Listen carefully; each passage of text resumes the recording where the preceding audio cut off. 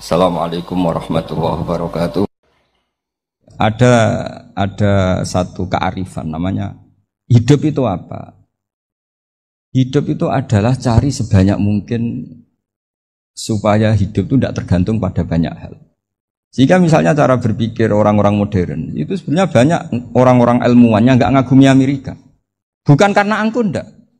Untuk mempertahankan kebesaran negara sebesar itu, kebutuhan listriknya besar, kebutuhan tentaranya besar, kebutuhan apa? Sementara negara kayak Venezuela atau Swiss, kebutuhannya ada banyak. Pertanyaannya, yang tergantung dengan banyak hal, sama yang tidak tergantung banyak hal, itu pinter mana? Kalau dibalik pertanyaannya gitu, negara-negara maju itu tidak keren kalau dibalik pertanyaannya. Orang yang untuk mempertahankan eksistensinya banyak, butuh banyak hal, dengan yang tidak butuh banyak hal. Itu pinter mana? Orang yang bahagianya nunggu jadi dokter, nunggu jadi kiai besar, kiai viral, dengan orang yang bahagia cukup dengan ngopi, itu pinter mana? Tapi kalau dibalik pertanyaannya, orang yang tahunya nikmat hanya kopi, dengan nikmat yang banyak, pinter mana? Makanya Mbah Mun itu kalau guyon itu lucu. Aku iku saake ambek wong desa sing mlebu swarga. Saya dulu eskal mlebu swarga kok disakeni. Akhirnya beliau memberi penjelasan. Wong desa iku roe pakanan enak, iku mau kopi mbek uduk. Lah swarga iku mau nuruti sing dikarepno. Akhirnya wis mau mangan, wis ngopi, nguduk, ngopi wong ora roh pakanan liyane iku ora roh. Nasi mandi ya ora roh, pizza ya ora roh apa-apa. Terus saya bilang, wah lah niku nak nganti selera tentang wanita cantik. Iku juga sederhana. Rontok pesek ya wis cantik, rontok ireng ya wis. Apa bidadarinya seperti itu karena saking enggak pengalamannya. Jadi surga itu kan nuruti apa yang diinginkan. Kira-kira keinginan orang kampung kalau di surga itu apa coba? Makanan apa coba? Ya, nak senengnya ketemel gemblong itu. Artinya malaikat lebih suka nangani surganya orang-orang kampung di Bang Pak Rektor. Ini sudah ribet ini. Makanan apa saja sudah dicoba. Terus kalau di mall tahu orang macam-macam, seleranya macam-macam pasti. Enak mana kalau sampai jadi malaikat pelayan surga? Suka ngelayani orang kampung apa yang orang kota? Orang kampung kan? Jadi ya itu guyon ya, guyon tapi itu menjadi pikiran kita bahwa orang yang banyak kebutuhan itu sebetulnya banyak kebodohannya karena menggantungkan kebahagiaannya dengan banyak hal. Makanya Imam Syafi'i ngendikan istighna itu apa? Al-istighna anisya'i. Yang dikatakan kecukupan adalah berusaha sebanyak mungkin banyak hal tidak kamu butuhkan. Bukan memenuhi semua kebutuhan kamu. Karena nafsu kamu ini tidak ada batasnya gitu. Kalau kamu penuhin nggak akan selesai. Itu ada perempuan yang kurang cantik itu minta doa saya. Gus doain suami saya kaya. Terus tak guyonin. Terus nggak minta. Kalau suami kamu kaya. Yang pertama dirubah itu apa? Rumah supaya rumah saya bagus. Kedua apa? Mobil supaya mobil saya bagus. Nanti yang dievaluasi itu kamu. Mobil bagus, Alphard, rumah mewah, istrinya kamu. Pasti itu dievaluasi. Langsung enggak usah. Sudah gini aja kan. Jadi pertama yang dievaluasi itu kaya itu. Coba kalau suami kaya itu yang dievaluasi pertama rumah ya. Rumah ganti. Setelah itu apa? Mobil. Kira-kira berikutnya. Akhirnya sudah Gus nggak jadi. Nabi Ibrahim itu pernah minta umur panjang, keren umur panjang. Sama Allah nggak dijawab. Datang orang tua gitu mertamu ke Nabi Ibrahim, terus disuguhi dikasih kurma. Apa itu? Kok kurma apa? Anggur yang sudah matang sekali, sudah dimakan. Setelah dimakan meler keluar lagi, dimakan lagi meler lagi. Terus Nabi Ibrahim masuk lagi ke kamar. Ya Allah, doanya tak cancel. Nanti kalau saya tua kayak itu. Jadi Allah itu gak jawab langsung tapi ngirimkan itu. Akhirnya ya Allah, gak jadi. Nanti takut itu. Saya pernah ngalami jadi kiai tadi ada ibu-ibu ya gak pati cantik lah. Suaminya itu miskin sekali. Minta doa saya supaya kaya. Bareng tak kasih pertimbangan itu udah gak usah. Gak jadi itu. Jadi itu kearifan. Tapi kearifan ini harus kita tanamkan. Saya nggak bisa membayangkan Indonesia yang besar ini, andai kan tidak ada qanaah, nerimo ing pantum. Coba sekarang ada Covid. Andai kan Indonesia itu kayak Perancis, Saya beberapa kali punya tamu orang yang hidup lama di Perancis, bahkan dapat istri orang Perancis. Itu dulu gak begitu mencintai Indonesia. Tapi setelah di Perancis 2 tahun, wah Indonesia hebat. Di Perancis itu kata dia kalau cerita, semua kebutuhan masyarakat itu dibebankan ke negara. Apa saja minta negara, apa saja nyoal negara. Sementara Indonesia, coba kalau Indonesia mengalami seperti ini kok tidak ada konaan, rimo ing pantum, bisa kios Indonesia. Orang miskin nyalahkan negara, kelaparan nyalahkan negara, apa saja. Tapi barokahnya dididik kiai, jogeman nyalahno wong liya. Urip pun romo ing pandum, diame. Sampai gak ngerti kalau Covid. Banyak tuh orang-orang kampung itu, orang lugu-lugu itu. Mbah niki saking Covid, salam ning Covid, muga-muga umure panjang. Dikira Covid itu nama orang yang ahli sosial itu. Mbah niki dana saking Covid. Matur nuwun sampekno salamku, muga-muga umur panjang. Bingung kan yang nganterin ini. Ini gimana yang mau menjelaskan? Memang enggak paham. Ribet kan. Tapi saya pastikan bahwa dengan keadaan seperti ini kita bahagia, kita stabil, itu jelas barokahnya kalimah tadi, moto tadi atau pegangan hidup tadi. Makanya disebut al-ibarat qutun li'ailatil mustami'in. Bahwa redaksi atau kata-kata atau pegangan atau filosofi hidup, apalah namanya itu adalah penyemangat. Penyemangat. Karena kata-kata ini memang luar biasa. Ketika sahabat perang demi kebenaran, zaman itu ya pasti benar karena yang dibela Nabi. Dulu itu kan enak zaman Nabi, yang dibela mesti benarnya, musuhnya mesti salahnya. Sehingga dulu itu memang harus tegas. Kalau sekarang mau tegas gimana? Yang kamu bela tidak mesti benar, musuhnya tidak mesti salah.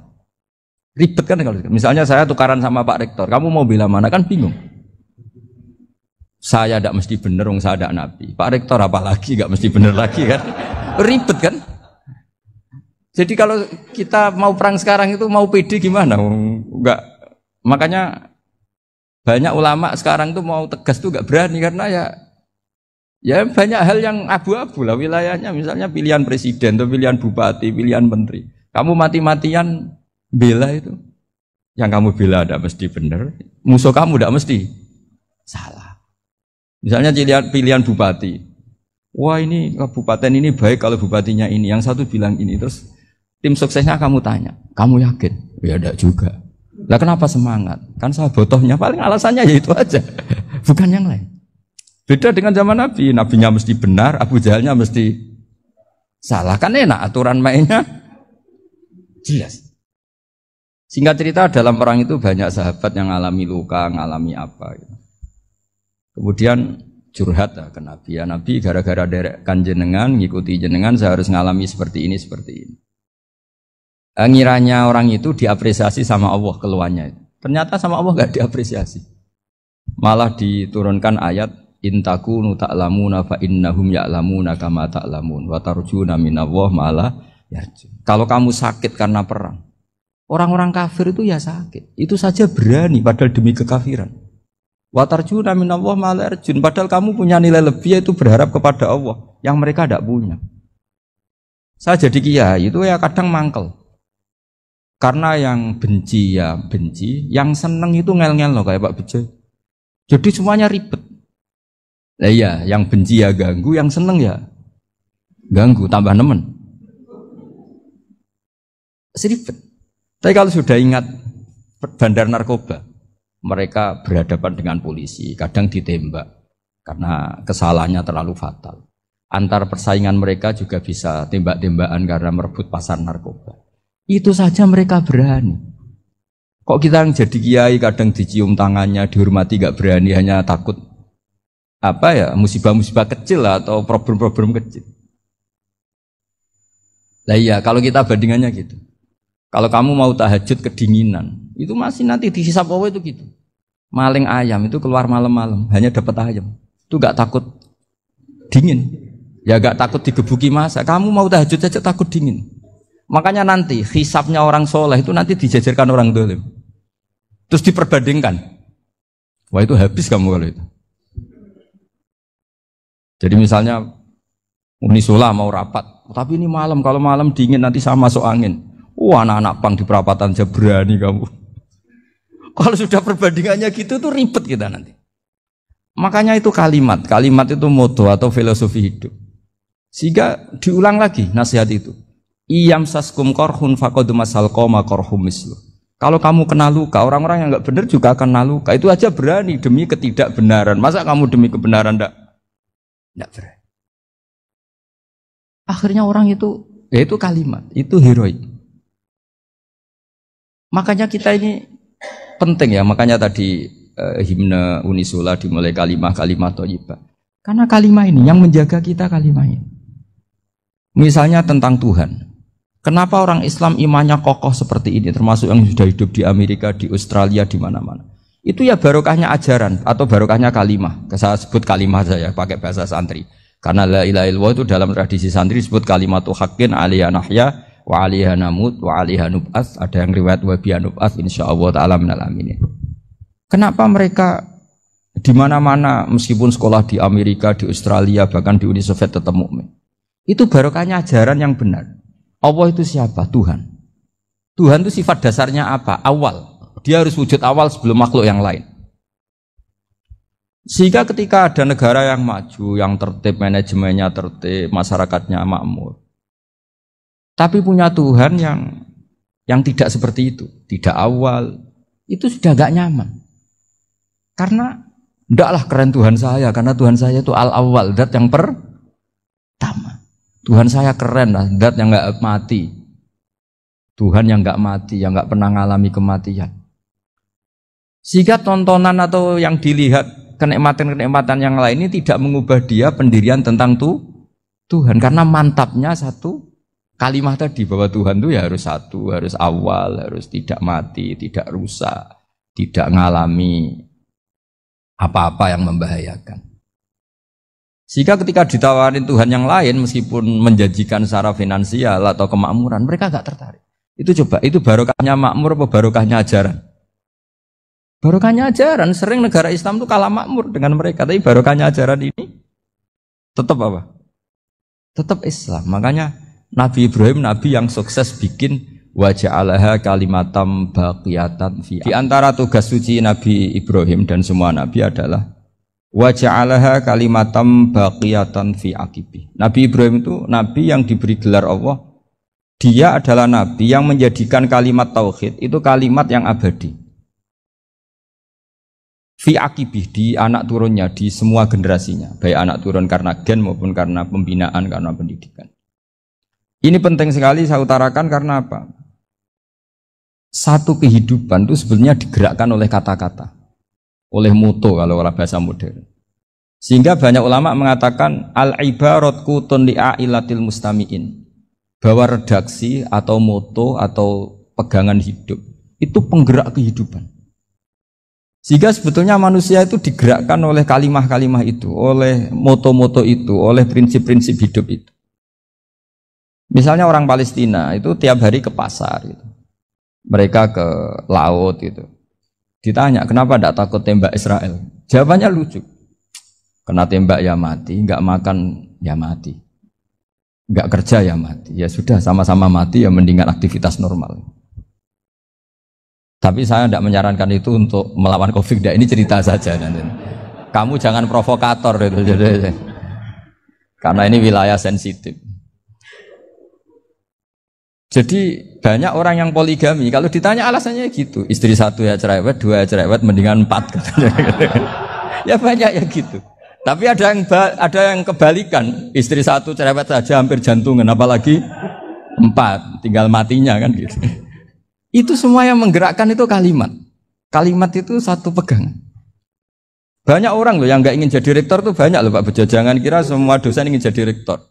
Melihat rektor sibuk rapat mempertahankan reputasi Unisula atau sering pegang kepala. Ngapain repot-repot? Jadi tukang sapu aja dapat gaji, ngopi, rokokan, selesai. Bodoh amat jadi rektor, mikir orang banyak.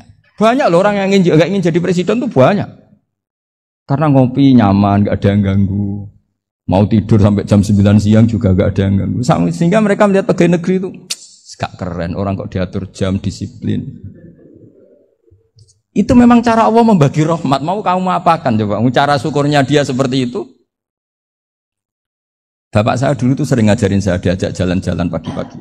Melihat orang ngopi, makan uduk, itu bapak seneng. Kok enak jadi wong awam. Ngene esuk-esuk nyemak bocah kesel kabeh kono enak ngopi rokokan. Bapak kadang iri sama orang awam itu iri. Sudah gitu berharap masuk surga kan enak sudah gitu. Tahu-tahu mati, tidak tahu ke surga apa ke neraka ya tidak tahu. Jadi nah, orang dulu itu orang yang bisa mensederhanakan dunia. Sehingga ya sudah cara bahagia. Makanya saya alhamdulillah saya ini kerjasama sama UII sama beberapa kampus. Memang amdan itu sengaja. Kampus itu ya punya sistem yang nggak bisa mewakili sistem kiai. Kiai juga punya sistem yang nggak terwakili oleh kampus juga sebaliknya saling melengkapi. Saya sering ketemu rektor UII, rektor kampus-kampus Islam. Mereka cerita, Gus pendidikan pondok harusnya dimodernkan gini-gini. Saya bilang, kalau pondok modern kayak kampus itu nanti saya ketemu Allah tidak bisa jawab. Kenapa Gus? Saya beri contoh gini.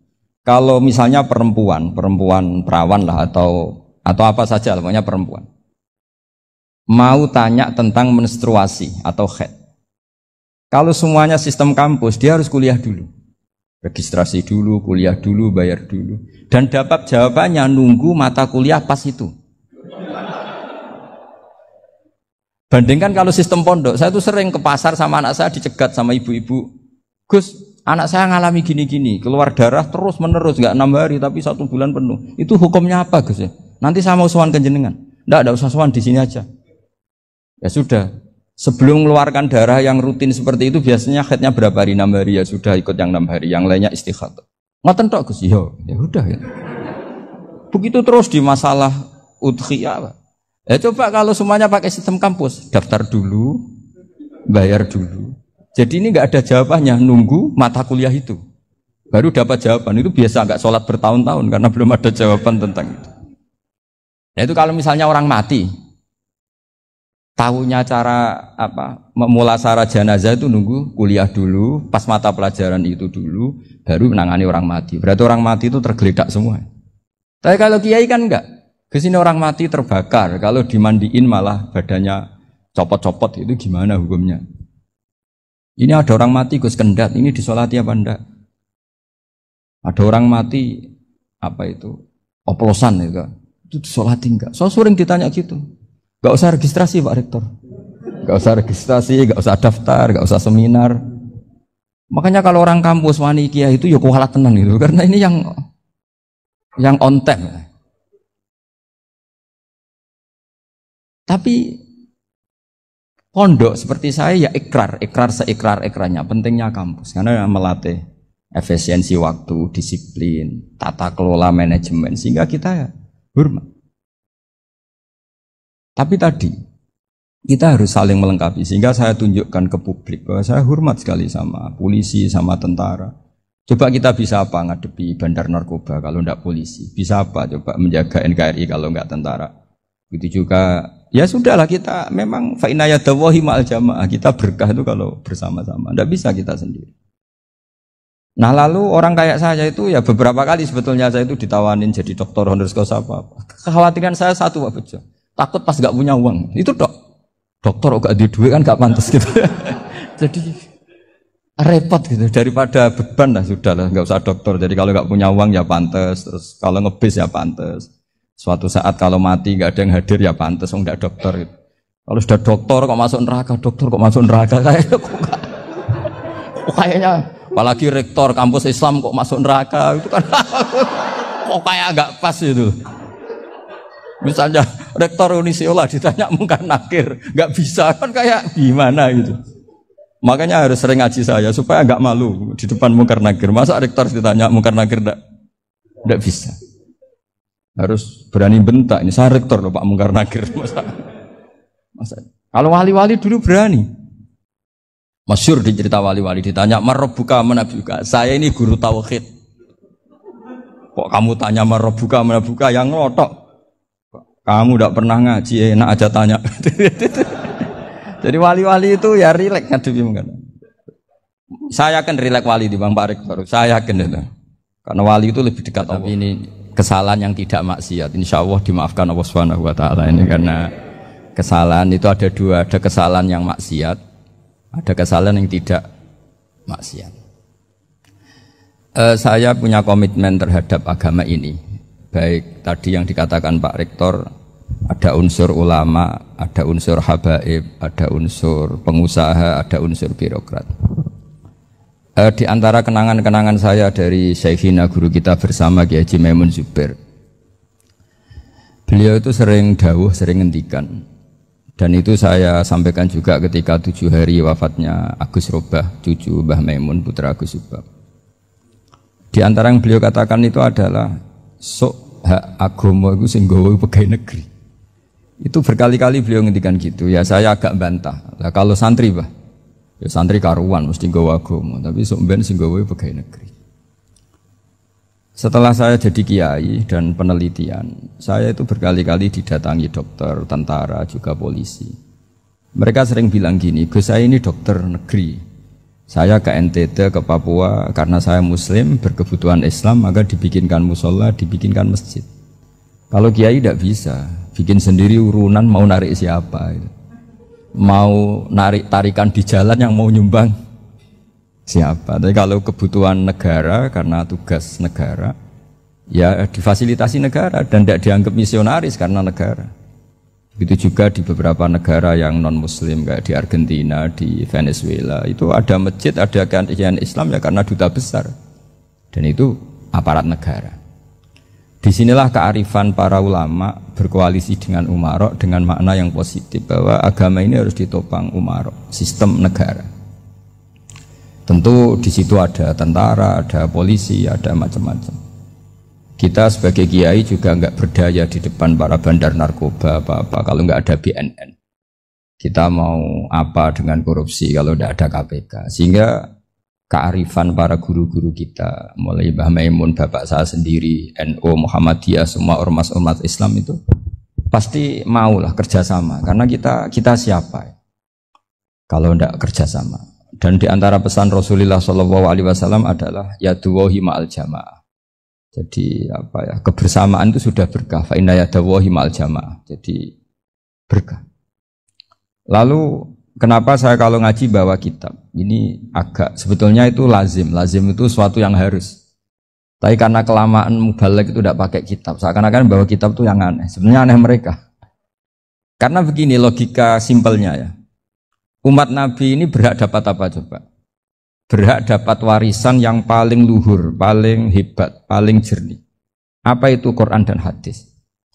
Pertanyaannya, siapa yang paling punya hak otoritatif untuk menerangkan Quran hadis? Ulama. Ulama yang mana? Ya yang kapabel, yang sudah diakui dunia kayak Imam Ghazali, Imam Bukhari, Imam Syafi'i. Artinya kalau kita tidak pakai materi itu ulama mendapat pikiran kita, bukan mendapat pikiran mereka. Saya ulang lagi, kalau kita tidak pakai materi yang otentik, yang orisinil, umat ini mendapat pikiran kita, bukan pikiran mereka. Maka saya berusaha supaya teman-teman atau semua umat Islam dapat pikiran-pikirannya Imam Ghazali, pikiran-pikiran Imam Bukhari, pikiran-pikiran Abdul Qasim Al-Junaidi, kejernian-kejernian Abu Yazid Al-Bustami. Kejernian itu diantaranya adalah misalnya makalah yang menurut saya itu makalah yang super. Jadi untuk ngadepi krisis karena COVID atau karena apalah. Itu lama dulu sederhana sekali. Beliau-beliau punya rumus yang mungkin jarang didengungkan orang, tapi saya akan kampanye rumus ini. Al-istighna, haqiqatul istighna, itu adalah al-istighna anis syai' labihi. Jadi pemenuhan kebutuhan yang sebenarnya adalah kita berusaha menghindari sebanyak mungkin kebutuhan yang sekunder, yang enggak penting. Bukan memenuhi semua yang kita inginkan. Jadi misalnya begini ya, kalau kita lapar, itu keinginan kita itu makan enak apa asal makan? Tentu jawabannya asal makan yang sehat. Tapi kalau nuruti nafsu kita, makannya yang enak, teman makan ya enak. Terus di warung yang favorit. Ini kan satu kebodohan. Kenapa untuk makan saja butuh definisi sekian banyak? Yang kita harus kecewa, warung favoritnya bisa sudah tutup. Atau kita ke sana harus macet. Ribet. Yang benar-benar arif dan bijaksana itu adalah al-istighna anisya. Sesuatu yang tidak mendesak itu jangan jadikan kebutuhan. Sehingga kalau kita puasa misalnya, semua makanan itu enak karena kita sangat lapar. Sehingga Abul Qasim Al-Junaidi ketika ditanya, ma'idamu to'am, lauk makanan itu apa? Jawabannya lucu, alju, lapar. Kalau kamu lapar ya semuanya enak. Ini sudah mulai hilang. Kita bilang makan enak itu ya sate, ya gulai, ya pizza yang kita senang. Akhirnya apa? Untuk nikmati nikmatnya Allah itu kita jadi ribet. Apalagi yang orang-orang fasik harus ditemani perempuan yang tidak halal misalnya, atau harus ada ajudan, ribet. Nah pertanyaannya, orang yang ribet sama yang nggak ribet itu pinter mana? Pinter yang nggak ribet. Nah ini kearifan-kearifan yang mulai hilang. Lalu siapa yang bisa mewarisi itu? Ya ulama. Jadi ulama itu cara berpikir sebenarnya simple. Makanya mereka sering kalau tahajud itu, di antara makalah Sayyidina Ali paling terkenal dan yang menjadikan beliau punya derajat yang luar biasa itu adalah kafani izzan antakuna li robban wa kafani fakhron an akuna laka abdan. Ya Allah, saya ini sudah begitu mulia, begitu terhormat dan sangat-sangat terhormat karena yang menjadi Tuhan itu Engkau. Jadi rumus pertama itu karena menjadi Tuhan itu Engkau. Hanya Tuhan yang abadi, Tuhan yang pertama, hanya Tuhan yang al-awwal. Coba ya Allah, kalau saya ini punya Tuhan Fir'aun, punya Tuhan mati jadi tontonan lagi, itu kerennya di mana coba? Andai kan kita punya Tuhan Fir'aun, atau punya Tuhan yang asal-usulnya manusia, apapun hebatnya manusia itu, kita punya Tuhan manusia itu. Tuhan yang lapar, yang kalau nggak makan mungkin pingsan, mungkin bisa kena COVID, nanti Tuhannya diisolasi. Kayak apa? Makanya ketika Tuhan Allah menyindir ketuhanan selain Allah itu, Allah hanya menyindir dengan kalimat sederhana, kana yakulani to'am, yang kamu tuhankan itu masih makan. Hanya kalau nggak makan ya lemes. Jadi lama-lama ada orang gini, alhamdulillah tadi Tuhan mampir ke saya, kelihatannya lapar, setelah tak kasih makan sehat lagi. Susah nggak punya Tuhan yang seperti itu.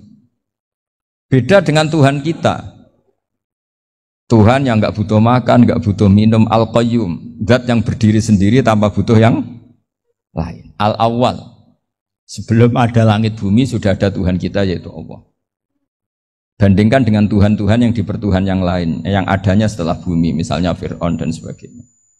Sehingga Sayyidina Ali pertama jadi kebanggaan apa? Kafani izzan antakuna li robban. Saya ini keren betul, karena punya Tuhan yaitu Engkau.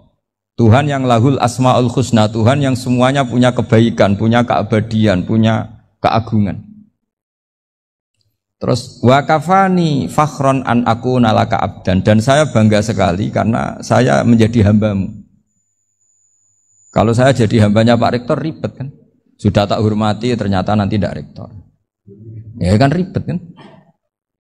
Terus pokoknya ribet, jadi budaknya manusia itu ribet. Makanya ada seorang wali datang ke temannya yang jadi presiden atau jadi raja. Datang ke situ karena tidak punya uang, mau minta uang karena temannya raja. Setelah sampai sana ternyata temannya ini karena orang soleh pas berdoa, ya Allah saya minta ini, minta ini, minta ini. Terus si wali tadi pulang. Kenapa kamu pulang? Ternyata dia sama, masih minta-minta kayak saya. Jadi sederhana dia. Sama-sama minta kamu, minta zat yang kamu mintain katanya. Jadi dulu itu orang itu sebegitu dekat dengan Allah. Sehingga si raja ini terus ketemu wali tadi tanya, kenapa kamu menyepelekan saya padahal sekarang saya raja? Terus ditanya sama wali tadi, karena temannya, kalau kamu di padang pasir tidak bisa minum dan harus minum 1 gelas, dengan ongkos kamu harus mengasihkan semua kerajaan kamu demi minuman itu. Pilih mana, minuman apa tetap jadi raja? Ya saya milih bisa minum. Saya tidak raja tetap hidup, tapi kalau nggak minum mati. Bagaimana Anda bangga dengan satu kerajaan sing la yusawi kak samain, yang tidak sama dengan segelas air. Jadi artinya terus mereka melihat jadi raja itu ya biasa, jadi presiden biasa, jadi rektor biasa. Karena mereka biasa berlogika, hakikatul izzah itu ya at-taqarrub ila Allah, yang benar-benar terhormat itu ya dekat dengan Allah. Begitu seterusnya mereka bikin paradok-paradok yang aneh, tapi itu menjadi pelajaran. Bapak saya Ki Nur Salim itu senang baca anekdot Nasiruddin Koja. itu kalau bikin orang-orang aneh, itu dia datang ke satu pesta, pakai baju lusuh, pakai sarung lusuh atau celana lusuh, sama sohibul bed yang punya acara dibiarin. Setelah dibiarin dia pulang pakai jas, pakai dasi, pokoknya keren. Dihormatin, pakai alpat, pokoknya dihormatin. Silakan. Pas dia disuruh minum, minumannya itu disokkan saja ke sakunya. Jas, kamu harus minum yang banyak, karena kamu yang dihormati, bukan saya. Terus makanan ya semuanya diletakkan di saku, ada yang apa, ayo kamu makan yang banyak. Alpatnya juga gitu, dikasih sate, apa, ayo kamu makan yang banyak. Mereka tidak melihat saya, melihat kamu. Akhirnya orang satu pesta itu istighfar semua, berarti kita ini salah. Terus dia pidato, kenapa kamu uang gitu? Tadi saya datang, orangnya sama. Gara-gara beda pakaian, penghormatannya beda. Berarti yang berhak dapat makanan ini jasa ya, bukan saya. Betapa naifnya kita sebagai orang. Ternyata kita masih hormat sesuatu yang seperti itu, yang atribut lah. Jadi orang-orang sufi itu orang yang bisa menertawakan dunia. Akhirnya ya, pertama dia dianggap orang gila, masa jas dikasih makan, dikasih minum. Tapi secara fikih dia benar, haram dia makan. Karena pas dia datang dibiarin, setelah pakai jas dikasih makan. Berarti hakikat yang dapat rezeki siapa? Jasnya apa orangnya? Jasnya apa orangnya? Jasnya. Jadi itu orang-orang sufi, kearifan orang-orang dulu itu bisa ngelola hal-hal yang keseharian menjadi luar biasa. Ada seorang wali melihat istrinya makan satu piring, anaknya makan satu piring. Ditanya, kalian kenyang? Wah, kenyang sekali. Melihat anaknya minum kopi satu cingkir, senang. Kalian senang sekali. Wah, kalau senang dengan hal-hal yang murah bisa, ngapain harus senang dengan hal-hal yang mewah? Bodoh sekali saya. Sehingga terus mereka bisa qanaah. Qanaah itu ya hidup itu simpel, sederhana. Sehingga kita ini bekti sama orang tua misalnya. Itu ya karena ajaran. Suwargamu itu karek wong tuamu. Nak wong tuamu ridho, Allah ridho. Nak ora ridho, Allah ora ridho. Ridho wa fi ridhol walidain wa sakhatu wa sukhtu wa fi sakhatil. Sehingga ketika ada orang tua yang agak brengsek gitu, anak-anak tetap hormat. Punya orang tua yang miskin, yang sudah miskin, tukang tombok nomor, banyak kan di kampung gitu. Ya tetap hormat. Coba kalau dari awal kita ngajari orang tua kamu hormati ya, kalau baik, kalau tidak usah. Bisa geger Indonesia. Tapi barokahnya ajaran-ajaran itu Indonesia tertib karena ada ajaran. Nah ini di sini pesantren dan Unisula semua harus berkontribusi membuat ajaran yang benar itu adalah ciri utama Islam. Sehingga Islam ini dimulai dengan ajaran kalimatu haqqin alaiha nahya wa alaiha namut. Sehingga kita tenang seperti ini. Saya ini termasuk kiai yang tenang. Meskipun kata orang banyak saya ini kiai besar, tapi termasuk kiai yang paling tenang. Termasuk yang paling tenang. Karena saya ini pakai mazhab orang-orang hebat. Saya berkali-kali cerita, orang kayak Imam Syafi'i itu orang yang luar biasa. Saya berkali-kali cerita, orang yang tadi nyium tangan kamu ya Imam Syafi'i, di belakang tuh ngerasani kamu, menghujat kamu. Jawabannya enak saja. Berarti saya alhamdulillah orang yang wibawa. Buktinya di depan saya nggak berani. Jadi enteng saja. Diceritain sebagian kampung, sebagian separuh dari warga kamu itu nggak suka kamu. Ya bagus lah nggak suka saya, nggak akan utang duit saya. Di mana-mana orang utang itu karena teman dekat. Kalau nggak seneng pasti minimal nggak utang, nggak pinjam mobil, nggak pinjam apa. Berkah mana yang seneng sama yang gede? Jadi dianggap enteng saja. Semua yang dialamin dianggap enteng saja. Misalnya punya istri pemarah, ya baguslah marahin suami. Kalau marahin tonggo malah ribet. Jadi kamu harus terima kasih kalau dimarahin istri. Baguslah marahin saya mah, kalau marahin tonggo ribet. Jadi enteng saja. Tapi kita sekarang tuh karena nafsu ya, sehingga menghadapi hidup ini ribet. Ulama dulu kalau mau mati itu senangnya bukan main. Sudah lama saya ini ingin gak maksiat. Kayaknya gak maksiat paling efektif itu mati. Ya tidak apa-apa Gusti, kalau sebaiknya mati ya mati aja. Enteng saja. Jadi melihat kematian itu akhir dari segala keburukan atau potensi keburukan. Apapun baik kita sekarang, suatu saat mungkin kita enggak baik. Yang bisa menghentikan ketidakbaikan atau potensi ketidakbaikan itu apa coba? Mati kan? Berarti mati itu mengerikan apa menyenangkan? Mesti kamu enggak berani menjawab. Meskipun secara ilmu kamu berani, tapi secara rasa enggak berani kan? Saya ulang lagi ya, yang bisa menghentikan keburukan atau potensi keburukan itu apa coba? Apa? Kematian. Berarti kematian itu menyenangkan atau menyusahkan? Apapun kamu tidak berani jawab karena kamu agak-agak duniawi itu kelihatannya. Tapi secara ilmu, kamu tahu kan kalau mati itu tidak buruk-buruk banget. Karena apa? Itu akhir dari segala keburukan. Sehingga Nabi ngajarkan kalimat itu begitu luar biasa. Allahumma ahyini maka natil hayatu khairan li wa tawaffani maka natil wafatu khairan li. Nabi melihat dunia itu begitu indah. Ya Allah, kalau saya ini hidup, anggap saja hidup ini ziyadatan li fi kulli khairin, menjadi modal saya menambah segala kebaikan. Jika suatu saat saya mati, anggap mawon rohatan li min kulli syarrin, itu akhir dari segala keburukan saya. Sehingga mati hidup ya baik karena di situ kita bisa berkontribusi beramal soleh. Mati juga baik karena mengakhiri segala keburukan. Nabi nate ngendikan lagi, ajaban li amril mu'mini inna amrahu kullahu khair. Orang mukmin itu mengagumkan, semuanya baik.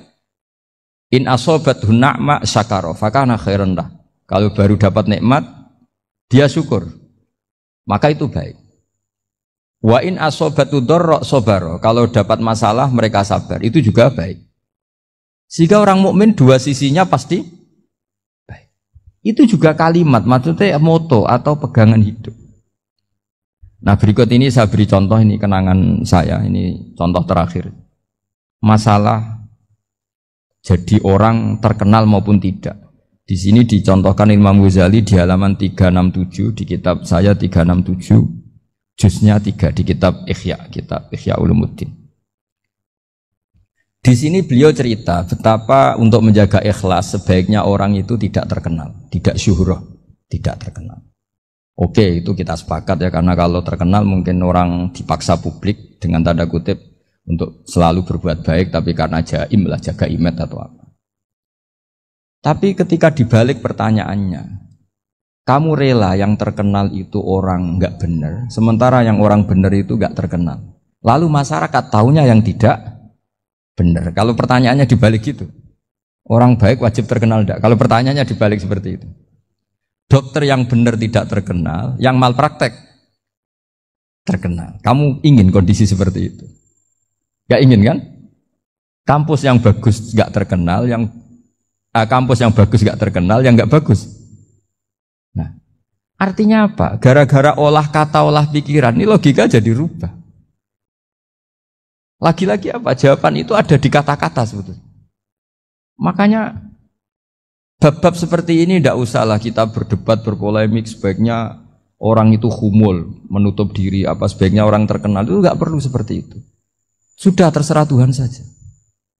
Makanya saya mulai dulu ngaji sampai sekarang itu ya tidak punya punya ikon tertentu atau punya website tertentu, enggak.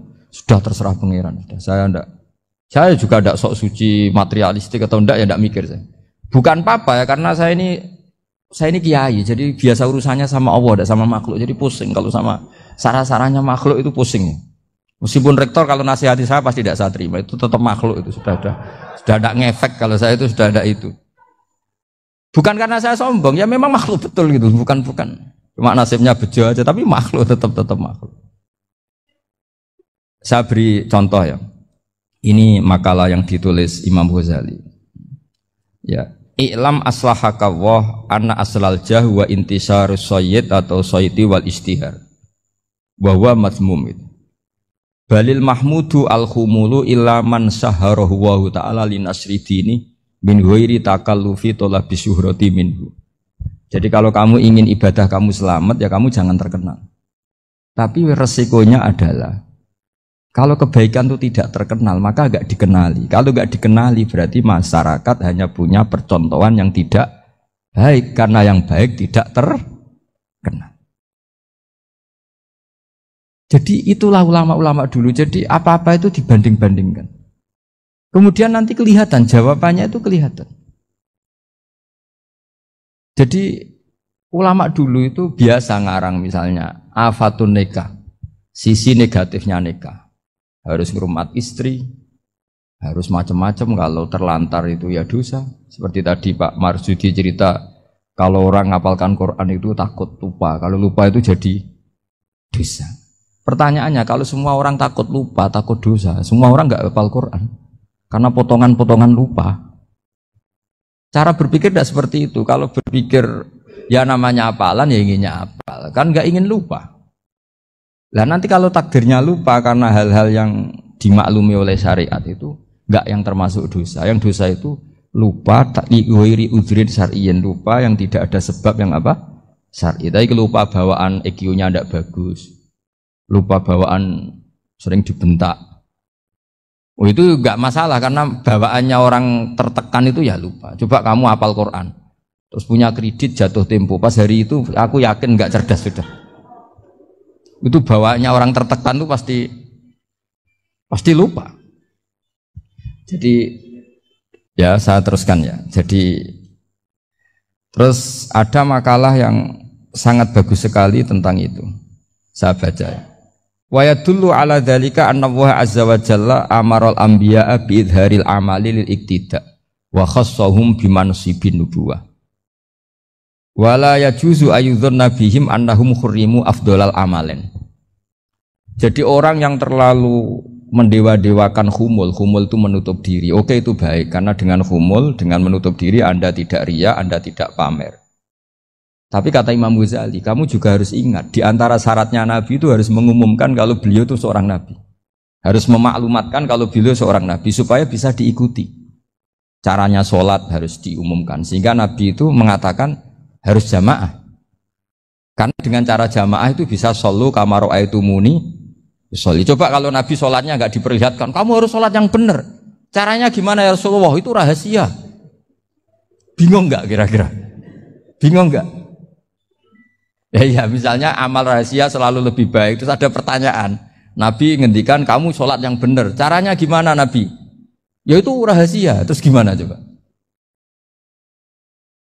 Tapi Nabi ngendikan apa? Shollu kama ra'aitumuni usolli. Ya sudah kamu sholat, niru saya sholat. Berarti Nabi sholatnya diperlihatkan apa disembunyikan? Diperlihatkan. Jadi begitu juga saya berkali-kali bilang. Orang tahu kalau itu bidan ya berdasar tulisan itu bidan. Tahu kalau itu dokter gigi ya itu dokter gigi. Jangan sampai gara-gara tidak ada tulisan mau beli alat bangunan di dokter gigi. Mau periksa gigi di toko bangunan. Gara-gara apa? Nggak ada maklumat. Nah, di sini ulama-ulama selalu memaklumatkan dirinya. Termasuk Imam Ghazali ketika ngarang kitab dinamai Ihya Ulumuddin, bahwa kitab ini bisa menghidupkan ilmu-ilmu agama yang mulai hilang. Begitu seterusnya. Jadi ini ngaji ya. Jadi orang itu harus ngerti. Jadi jangan nuruti emosi sendiri atau logika sendiri. Bahwa saya suka humul, ya monggo. Agama Islam menyediakan sarana itu. Uzlah itu ya punya sisi kebaikannya sendiri. Tapi syuhrah terkenal asal tidak nuruti nafsu juga punya sisi kebaikannya sendiri. Setidaknya umat ini punya satu master kebaikan yang mudah diakses. Tapi tadi saya ulang lagi. Jangan karena hadzun nafsi, jangan karena kepentingan pribadi. Makanya di sini disebutkan wa yadullu ala dzalika ay ala syuhrah anna Allah taala amaral anbiya bi idharil amal lil iktida. Allah selalu memerintahkan para nabi kalau ngamal kebaikan ya harus dimunculkan supaya bisa ditiru. Yaitu tadi kita tidak bisa bayangkan kan kalau misalnya Nabi menyuruh kamu harus sholat yang benar, kemudian sholatnya Nabi sembunyi. Lalu ditanya, Nabi saya niru siapa? Wah itu rahasia, kamu nggak boleh lihat sholat saya takut tidak ikhlas. Ribet kan? Sehingga jamaah itu statusnya tetap harus. Nah bedanya harus ini ulama berpendapat harus yang apa? Fardu kifayah. Tapi fardu itu maknanya harus. Tapi bukan berarti kalau nggak jamaah sholatnya nggak sah, nggak. Tapi statusnya jamaah tetap apa? Harus. Nah barokahnya harus ini orang yang baru sholatnya langsung benar karena ada yang diikutin. Coba kalau mantan dukun baru sholat terus sholat sendiri, itu mesti mirip mantra. Karena dia tidak ada master percontohannya. Tapi barokahnya ada master, orang paling bodoh pun kalau sholat ya benar. Karena standar ada komandonya, ada imamnya. Sehingga Imam Ahmad malah berpikir keras. Syarat sahnya sholat itu harus jamaah. Cara pikirannya Imam Ahmad. Keras sekali beliau. Sehingga kalau orang sholat sendiri kok ada orang lain yang maunya berjamaah harus bayar, orang itu harus bayar demi sahnya sholat. Itu madzhabnya Imam Ahmad.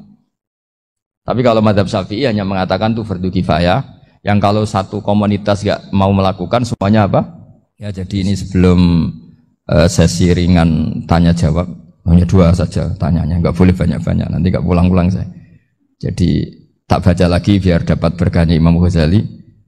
Wa qala qaumun asirru afdalu minal alaniyati. Terus kata sebagian ulama al-alaniyah itu afdal minas sirri. Terus diperbandingkan baik yang mana amal dipertontonkan sama ndak. Terus kata Imam Ghazali, kalau orang itu bisa jaga tidak riya, maka sebaiknya dipertontonkan karena kebaikan harus yang muncul, bukan yang tidak baik yang muncul. Makanya ketika Unisula memaklumatkan diri sebagai ingin jadi generasi khairah ummah, itu kalau diterjemah itu kan wow, khairah umat terbaik. Itu kan kayak agak angkuh. Tapi nggak apa-apa, itu nggak apa-apa. Masa kita kampanye Unisula siap degradasi moral, kan ya lucu kan?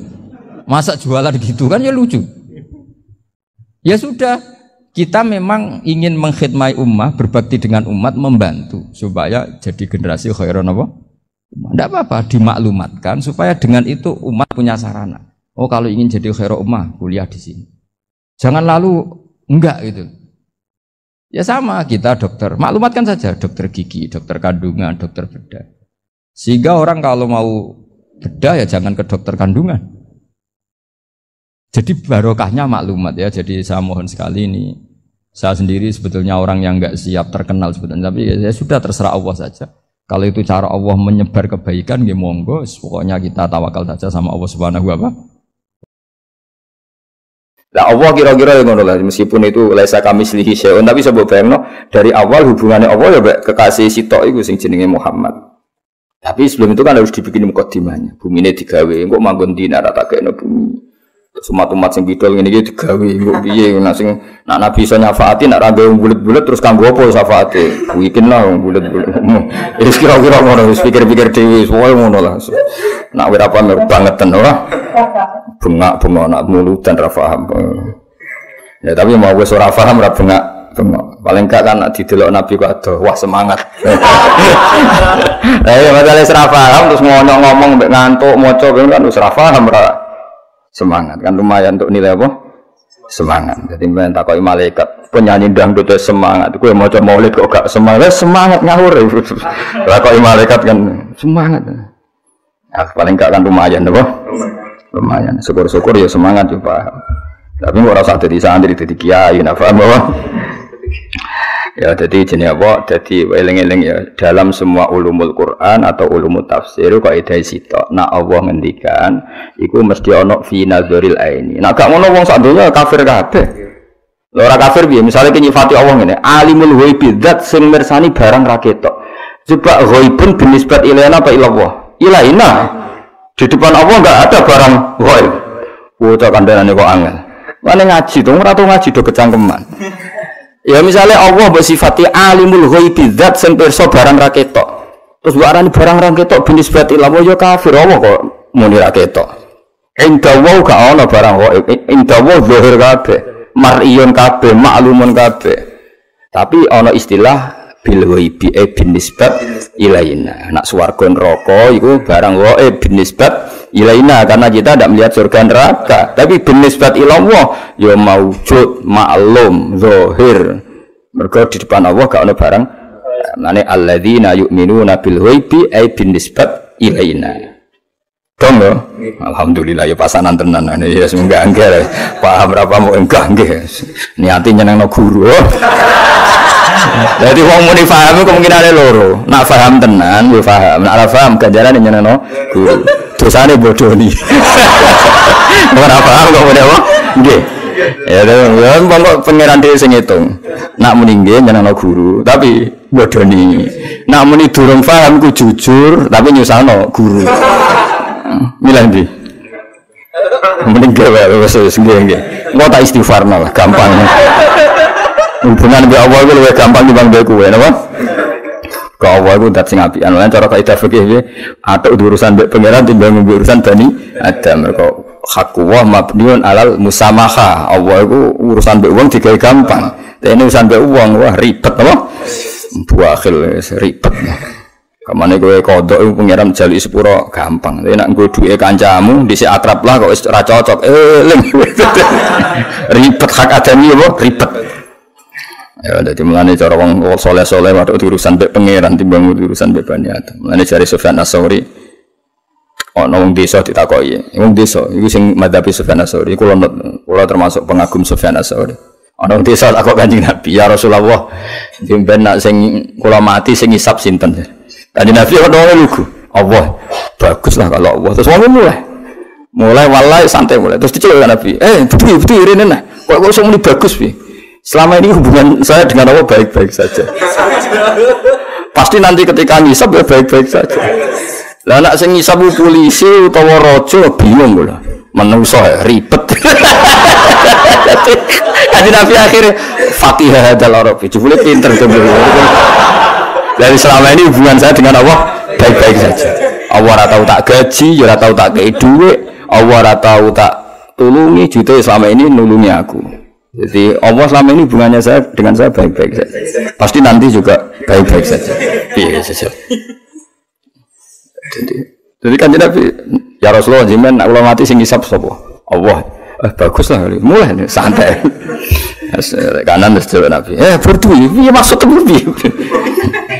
Selama ini Allah hubungan saya baik-baik. Lalu ada majikan buat rewangi kayak kerja, buat rewangi loyal kadang dipecat. Jajal kita tahu ngewangi Allah apa? Selama ini kita tahu ngewangi Allah apa? Melok noto aras. Melok roan ketika Allah gawe aras kan yura. Ayo jajal kita tahu melok roan bangun langit kan yura. Terus kowe nuntung agama yura. Yo tetep dikai mangan, dikai ngombe, yo dikai khayal. Bayangno di bojo ayu, bayangno urip sakinah mawaddah rahmah. Padahal kamu kontribusinya apa coba? Kontribusi kamu terhadap apa? Enggak ada kan? Nak ngerusak iya. Oh, boleh dipangan apa? Ya tak malah ini bener Arabi mau. Bagus lah ya Rasulullah kalau yang ngisap Allah. Lho wis bareng wis. Nabi ku penasaran, piye kabeh calone. Betul ya rene. Maksudnya piye maksudnya? Terus terang. Selama ini hubungan saya dengan Allah itu baik-baik. Pasti nanti juga baik-baik saja. Ya iku nut ya mazhab. Hadza mazhabul Arabi wa hadza mazhab. Tapi semua ulama ngikuti mazhab itu. Termasuk Sufyan Ats-Tsauri. Masyhur ngendikane Sufyan Ats-Tsauri. Wallahi saya tidak senang kalau yang ngisap saya nanti orang tua saya. Kenapa? Wong tua aku kadang ijek ngaudit, aduk mengeran, yakin ada. Wong tuamu lagi mangkel, podokno suwi-suwi jebule gak hafid. Kadang ijek ngudat-ngudat apa? Gunane apa tak pondok 6 tahun di dadi ngene. Apa ora ngarang ngudat-ngudat kowe.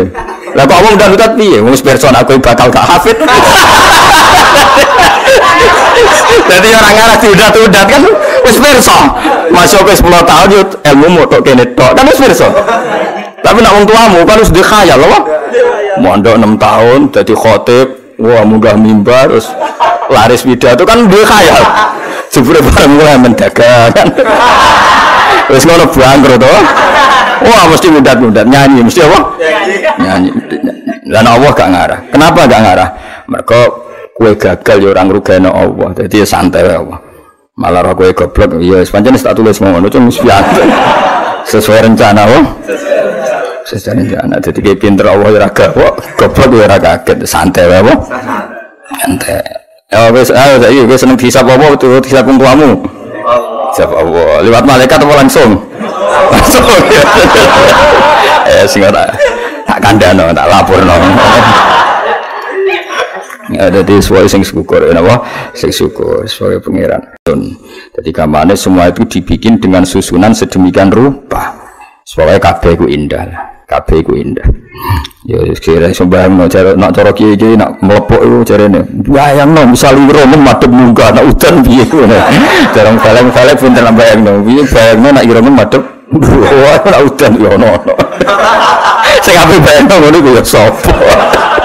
Wong pengen ge madhep ngisor iki wis didesain ben sempurna kok malah dibayangno ngono aneh-aneh. Sing nganggur-nganggur ribet. Yes, walau anane Karim, apian lomo jenenge Karim. Semua selama ini kowe kan gak tau ngewangi Allah gawe aras, gawe langit, tetep digawe dhuwit. Lah nek manusa gelem ngekeki kowe ngenteni kowe dipekerjakan. Bojomu seneng kowe ngenteni ki nurut. Kowe sayang bojomu ngenteni nurut ribet kakane syarat. Napa? Wong tuamu yang ngono gayane ngrumat kowe, sampeyan wis tuwa yo ngrumat kowe ribet-ribet wis ribet. Wah, hubungan mbek makhluk iku ribet. Tapi Allah karimun basata li khalqihi bisa takaramihi wal mawahib. Hubungannya selalu memberi. Yes. Wa huwa yut'imu wala yut'am. Adanya ngasih makan padahal Allah sendiri tidak butuh dikasih makan. Hubungannya Allah dengan kita itu Allah memberi. Hubungannya kita apa? Menerima. Ngono syukur ora iso wis geblek-gebleke wong ora iso syukur. Wong puluhan tahun tiga Indonesia sejahtera. Ngono musibah dilene musibah ini gak fair apa? Gak fair. Tetap nikmati Allah akbar wa akbar, jauh lebih besar dan lebih banyak. Jadi bengi jam 2:30, jam 3 Allah turun, sapa ge pengumuman, sapa cung sing gelem istighfar, sapa cung sing gelem tobat, mau terus ditinggal turun ngisor kipas angin. Tak ana wong tenan. Hal minta iki ngono apa ya rapi-rapi. Santai wae. La tadurruhu maksiatukum wala tanfa'uhu ta'atukum. Be maksiat ya ora piye-piye, ge taat ya rapi-piye. Pancen Allah Gusti Al-Qayyum, zat yang berdiri cuma cek nemene dikon istighfar malah tinggal ngoro cek nemene. Tapi untungnya Allah Rahman, ngono iku ya ora apa-apa. Lan masyhur anekdot yang Madura iku masyhur. Ana kiai, santrine udah biasa kodok subuh, padahal yo krungu adzan apa? Krungu adzan. Terus bareng kiai ini nang pondok dehem, santrine langsung sholat kabeh. Kiai ini mau ngamuk. Kamu itu santri apa? Ketika Allah yang manggil enggak langsung bangun, ketika saya yang makhluk manggil langsung bangun. Harusnya ketika dipanggil Allah itu langsung, tapi saya yang makhluk malah kamu takut. Kalau sama Allah biasa. Jebule santri ini jawab jujur, karena Allah lebih baik dibanding Pak Yai.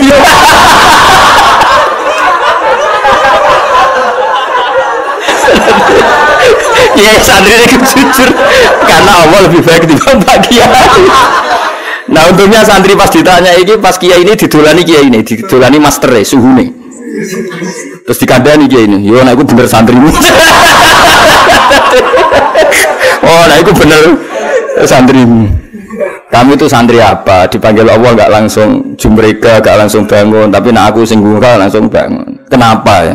Harusnya kamu lebih takut Allah ketimbang Pak Kiai. Jawab santri ini santai karena Allah lebih baik ketimbang Pak Kiai. Ribet. Sing cerita kula Kiai Madura. Yo Kiai Madura sang insop itu. Aduh. Ya, terus cari untungnya Kiai ini mau pas ono suhune dadi rawani ngamuk santri. Oh, nek iku bener santrimu. Terus cari Kiai suhune. Iku santrimu iku saleh boyomu salim. Seribet. Ya ta yo ngono lho. Urusan bagi Kiai itu ribet timbang urusan mbek Allah Subhanahu wa taala. Allah iku apian. Gak ribet apa? Allah iku apian gak ribet. Karena Allah lebih baik ketimbang Pak Yai. Dia ini akhirnya waduh mata ada wajib. Nah waduh Kiai mbek Kanjeng Nabi, wong lu gampang mbek Kanjeng Nabi. Kowe kodho Kiai misalnya ngene, Pak Yai saya sering dosa, apa dapat syafaat Nabi? Wong mesti ngamuk. Oh, ora mungkin. Tapi misalnya Kanjeng Nabi langsung, malah ono harapan. Karena Kanjeng Nabi bil mukminina raufur rahim. Jadi tetep gampang urusan mbek Nabi timbang mbek Kiai. Yakin wis yakin. Cuma masalahnya kedaftar orang dengan kelakuan ini kedaftar jadi umat itu orang. Ya nggak didaftar, nono bos didaftar itu. Alhasil kita bentaba mahabban yang Allah bin Nabi Rasul lewat moco hal-hal seperti ini, ya lewat moco hal-hal seperti ini. Fala ra'aital khuddam hal min talibi hajatin.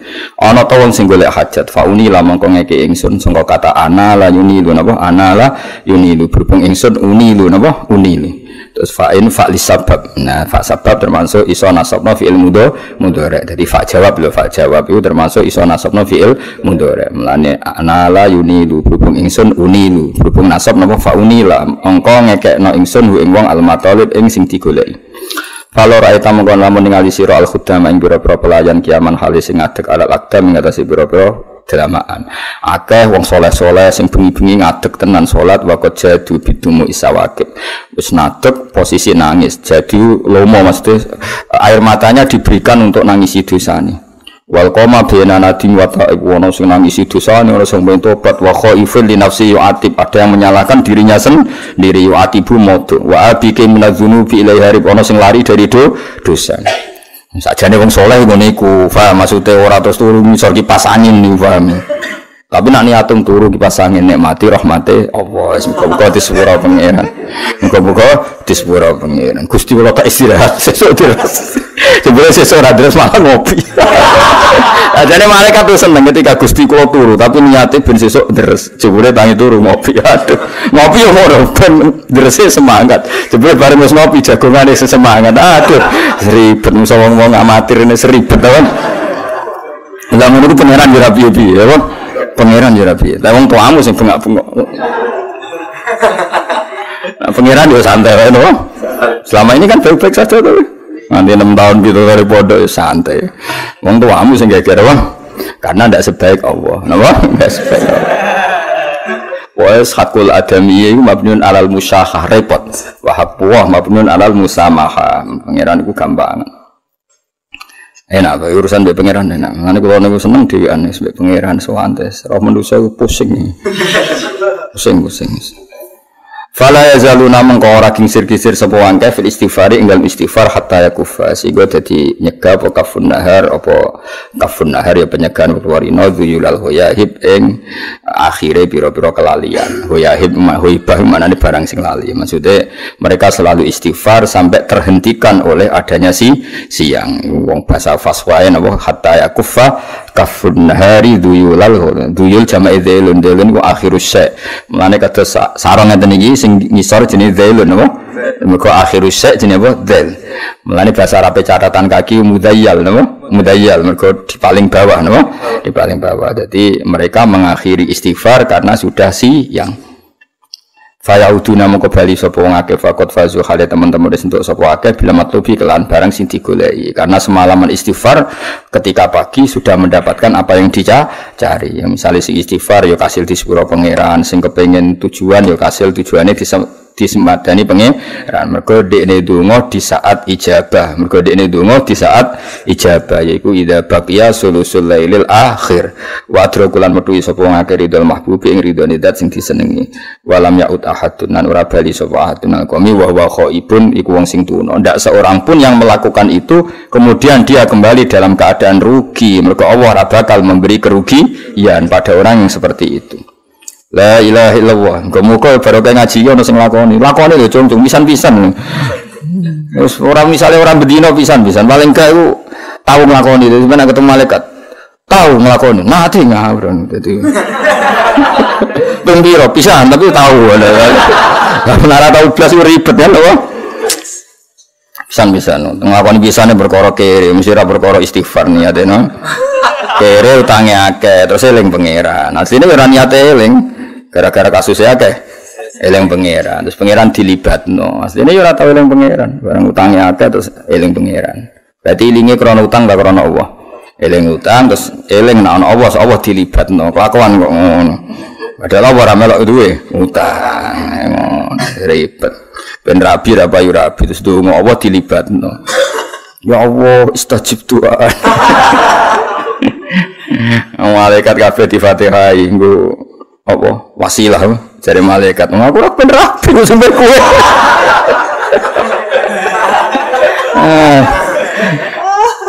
mulane eling pangeran se dalam keadaan tidak butuh eling pangeran se pancen ijazah nabi asline ngono jombe kowe eling pangeran se dalam keadaan ra butuh engko nak pas kowe butuh Allah eling kowe iki ora tau eling Allah pas butuh lagi eling ngono kon mandi biledul terus ribet musuh kowe ribet. La ilaha illallah subhanahu wa ta'ala mongko mau suci Allah ta'ala kelawan mau suci Allah ta'ala jadi subhanahu iku masdar sing fa'id napa amile dibuang usabbihu subhanahu wa mulane subhanahu langsung nasab napa fa subhanahu mau kelan suci Allah ta'ala min malikin rupane raja utawa apane status kerajaan Allah iku raja sing aujada kang wujudna sapa Allah nur nabi ing nure nabine Allah rupane Muhammadin sallallahu alaihi wasallam min nurihi sanging nure Allah qabla yahlu sedurunge gawe sapa wa Adam ing Adam minatini saking lemah sifate Adam jadi minatini mboten ta'alluq teng Kanjeng Nabi Muhammad lalu ke teng pundi Adam mergo nak materi Nabi saking nur paham nggih nak materi Adam minatin sing Adam mau minatini saking tanah allazibi kang lengket cara kene tanah liat itu sing lengket iya mesti ya digawe manusa kok pasir ya ribet bro Ya misalnya kowe mateni niku pasir turu ceblok pecah kabeh. Dadi materimu kok tanah sing apa? Liyan. Mulane nek tiba iku ya cek utuh kowe. Kok pasir hancur kabeh apa? Mulane wa aradolan mintokno sapa nabi. Arado mempertontonkan sapa nabi mempertontonkan sapa Allah wa aradolan ngetokno sapa Allah fakhrahu ing keunggulane kanjeng Nabi alal asya. Kelebihannya Nabi ditunjukkan bahwa Nabi Muhammad itu unggul di atas semua hal. Wa qala lan dawuh sapa wa taala ning nure Muhammad hadza utawi iki sayyidul anbiya iku dadi ketuane pira-pira para nabi wa ajallul asfiya lan dadi mulya-mulyane wong pilihan wa akramul habaib lan mulya-mulyane wong sing disayang Allah Subhanahu angel. Wong toha mau kiai wae gue ora tau boten. Kok nabi? Nabi kan priyayi. Jeneng saleh kunane kuno priyayi. Bingung, piye carane? Tapi mudene kepengen kan lagi untuk alamat loro. Akhirnya Nabi pas badhe wudu, dekne pokoknya naik nginceng. Ndelalah iki ndelalah. Nabi ku wis pancen nabi. Nabi beda wong balik, beda banget. Beda banget, sangat beda. Menora ana hubungane. Hubungannya kan ra ono. Kecuali hubungannya balik ku diuntungno Kanjeng Nabi. Wes, lalah Nabi macam ya Nabi mukasyaf. Dibuka maksudnya. Corong Jawa itu apa mingkes badhe wudu, lalah Nabi biasanya tidak pernah buka seperti itu. Kebuka sampai akhirnya nangis ya, dicium Nabi. Karena dia lalah pendetanya tadi hanya ngalamati 3. Layak balu sedekah, layak balu hadiah, terus tahayat apa katifil aisar ada alamat gini. Bareng dekne siman iki bukti Nabi ku gak seneng perkara. Nabi ku unik. Nabi itu tidak pernah membenarkan kesalahan. Ini dalil lagi Jawa. Nabi itu tidak pernah membenarkan kesalahan. Tapi jika kesalahan sudah nyata, itu diakoni ngono. Diakoni maknane ngene. Bareng iman Mas, iman terus iman nangis. Ulun kepengin derek jenengan, tapi saya ngisi tok. Apa jeng saya? Ulun niku budak. Padahal budak kan budak gak bener, Mas. Budak penipuan. Cara fikih al-khurru la yadkhulu tahtal yad. Lho niku Nabi yuk, sahabat itu. Cong-cong urunan cong, iki dituku dimerdekakan. Jadi Nabi ku nih mulai dari kiai ku niru Nabi. Nabi ku gak seneng perkara. Artinya ketika secara lahir dia budak, oleh bebasnya itu tuh gue. Orang terus bersikeras. Oh, aku ilegal, ribet juga. Raiso juga. Nah, aku termasuk ngono. Dari mubalak dari si Islam ya, wes gue Islam ini, gue duit. Pokoknya gampang lah. Orang terus dilurus nasi. Orang iso iki gue Islam. Gue nasib dia orang usah ngono. Orang gue orang usah ngono. Wes kadung. Wes kadung ngono. Jadi dong deh. Wiki ngaji jalalan ya wis ngaji agar kok kitab yo. Ora alamatul muta'allim ngene adabul iku ora ono blas wis ngono-ngono lah. Kedawan. Mulane Imam Bukhari ngebabkan itu 2 kali. Bab Nabi mengesahkan sesuatu yang mestinya enggak sah. Tapi yo piye urunan Mas sahabat dibebasno. Ya wis akhirnya ora kok bersikeras kalau sule iku gak sah. Aku paling angel ning bab iki. Wis buareng dadi merdeka, nderek ana Nabi mau balik-balik. Anake tokoh. Yo cerdas yo, mau tenan. Menangi peristiwa Khandaq. Pas perang dapat perang Khandaq itu sebenarnya kan tidak ada. Sebenarnya perang Ahzab sebenarnya yang benar itu perang. Dan Quran hanya menyebut itu perang Ahzab itu beberapa kelompok bersekutu, Hizbun, beberapa Hizbun bersekutu kemudian disebut apa? Ahzab. Karena itu enggak imbang. Enggak apa? Gak imbang terus Nabi pun tenang ya Nabi berbalik Nabi tenang ora di duit tenang mati ya tenang itu apa yang balik ora di duit bingung Nabi pun tenang dari Nabi tenang ya perang terus ini pasti kalah ya Rasulullah dan kita pasti mati ora apa-apa balik ning pangeran tapi ya santai mati ora apa-apa balik ning pangeran masalah ya apa mati ya gak wong waras-waras kan kok kula ya ora wedi jenenge mati biasa balik ning pangeran wis malah enak rampolet ngene iki urip yo kepenak iso gojlok mubalek balik doa maksudnya ora liyane ora bakas liyane ora penting ya. Lah gak urusan mbek aku sing urusan iki sing pulaan terus.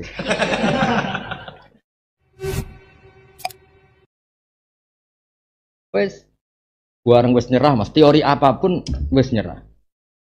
Terus dari Salman, kita ini orang Persia. Jika musuh ndak imbang, bikin Khandaq. Bikin kubangan yang asumsinya kuda terbaik pun tidak bisa melangkah. Panah tercepat pun nggak bisa jangkau. Jadi ukurannya 2. Cara panah di panahno ya wis ora cerdas, mergo terlalu jauh. Kuda terbaik iso mlumpat. Wis tenan Mas, digawe Khandaq. Bareng digawe terus kelompok wong kafir Abu Sufyan JS itu masyhur. Yusufan zaman itu ngomong mahiyya bimakidatil Arab. Ini tidak strategi orang Arab. Ini strategi perang yang tidak kita kenal.